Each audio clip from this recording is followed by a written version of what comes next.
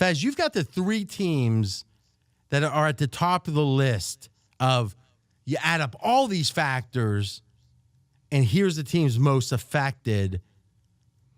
Steve Fezzik, NFL expert, team number one. The Rams, they have to fly. So is it positive or negative? Negative. All these teams are negative. So the Rams have to fly a whole bunch of miles, 33,000 miles. So this is the second most miles. Second most miles, and they lose a home game. They got to play a designated home game in England. So they lose one of their home games, and they have to play a Thursday night game on the road. We hate that. Short work week to prep, and that Thursday game is in Seattle, arguably the hardest place in the NFL to play on a Thursday night. So think about that. We did not, 24 hours ago or 48 hours ago, based on the leaks, we did not know this about the Rams. We knew everything about who they were going to play and all that. We didn't know their travel. I guess in theory, we didn't even know which games were home and away, right? So yep. We didn't know that they were going to be, the Rams, the second most travel required of any team. We didn't know they'd have a quote-unquote home game in London, and we didn't know they'd play on the road on Thursday in the toughest venue perhaps in the NFL. That's about as bad of a schedule. Let's just say this. I think it's fair to say the Rams were as affected by the schedule release as any team I've seen in years. Yes. In a negative sense. Big time.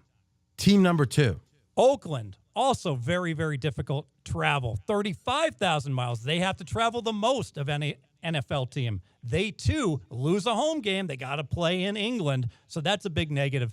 And this is a shocker. And everyone's talking about this. Yes, and this is a shocker. Oakland has 5 straight games away from home in fairly early in the year. 2 games on the road. Then they go to London for a fake home game. Bye week, 2 more games on the road. So true. So negative Oakland. Now, what's fascinating is the betting markets where you can have over-under win totals haven't been affected when it comes to the Rams. No betting yet on the under. And Oakland, and especially because there's so much love in Vegas for Oakland, hasn't been affected.